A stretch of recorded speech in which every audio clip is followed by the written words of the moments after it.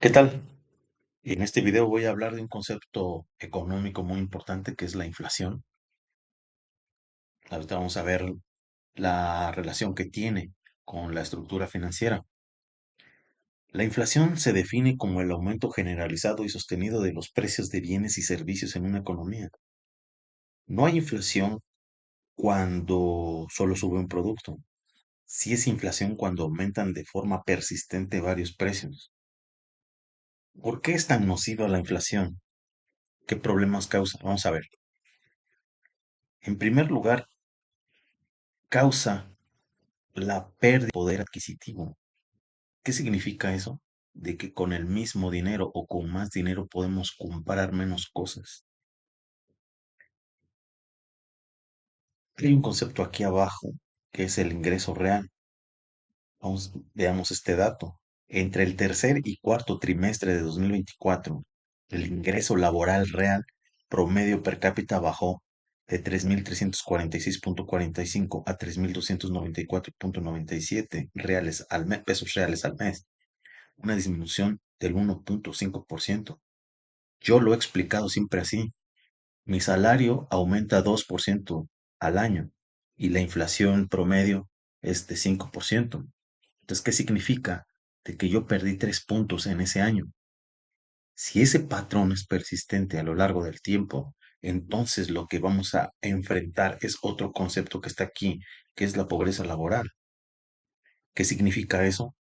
Que aproximadamente uno de cada tres mexicanos no puede cubrir la canasta básica con su ingreso laboral. Entonces, para que veamos cómo es tan nociva esta inflación, qué problemas genera.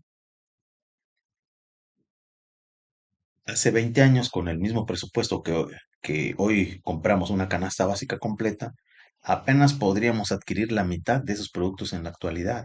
Significa de que con mis ingresos de hoy en día, podría yo comprar la mitad de los bienes y servicios que adquiría yo en 2006. Es lo que se conoce como inflación acumulada que yo les hablaba. ¿Sí? O sea, ese patrón, esa pérdida de los puntos de la diferencia entre el aumento de mi ingreso con la inflación, ese margen se va repitiendo año tras año, se va acumulando y eso es la inflación acumulada y entonces es lo que nos genera pobreza laboral.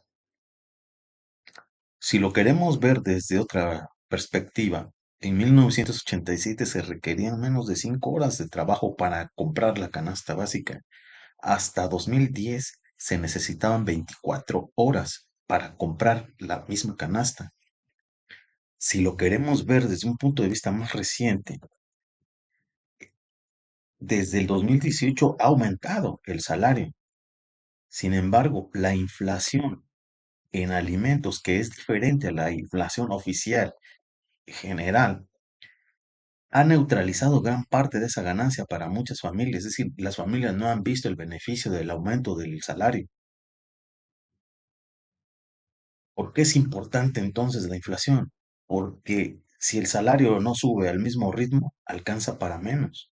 Para las personas les afecta el ahorro que tienen. Si ustedes tienen en el banco 100,000 pesos y no lo gastan, si la inflación es del 5%, entonces si es que tuvieran 10,000, 100,000 pesos ahorrados ahí, entonces no tendrían los 100,000 pesos, sino tendrían 95,000 nada más, porque ya realmente tendrían 95,000 pesos, aunque nominalmente tuvieran los 100,000, pero les alcanzaría para comprar menos.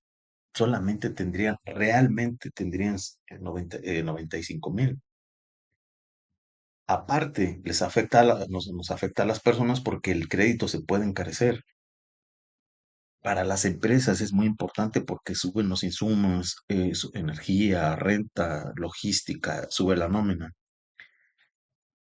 Y no siempre se puede trasladar todo al cliente.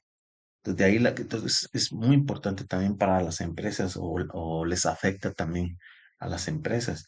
En la inversión, los proyectos que tienen las empresas se vuelven más caros y entonces eso genera incertidumbre. Y cuando hay incertidumbre, personas y empresas empiezan a tomar decisiones con más cautela. Vamos a ver un ejemplo numérico.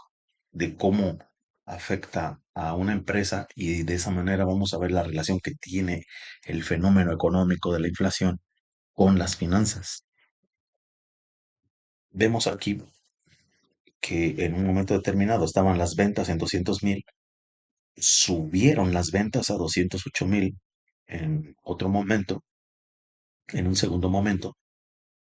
Sin embargo, ese aumento en las ventas no se reflejó en el crecimiento de la utilidad. ¿Por qué? Porque todo esto que está aquí subió. Entonces, sí hubo un aumento aquí, pero aquí todos estos conceptos también subieron y eso impactó a la utilidad. Como veíamos cuando estudiamos el capital, los ingresos se le disminuyen los gastos y es que tenemos ese margen que está aquí, el margen de utilidad. Entonces, los ingresos no solamente se ven presionados por la cantidad de gastos que nosotros tengamos, ¿sí? Sino también por el aumento de precio de esos gastos. Y eso que no estamos considerando un tercer elemento que afecta a los ingresos, que es la depreciación, ¿sí?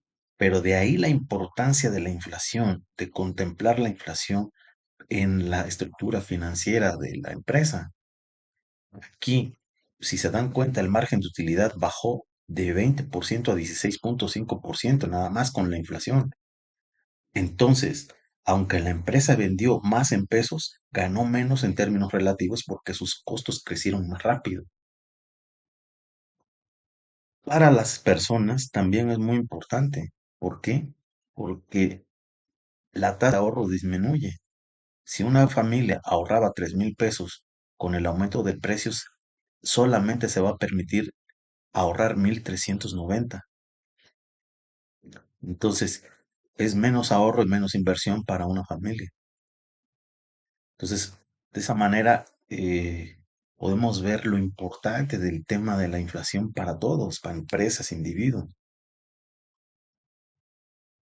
¿Qué medidas tomar para defenderse de la inflación?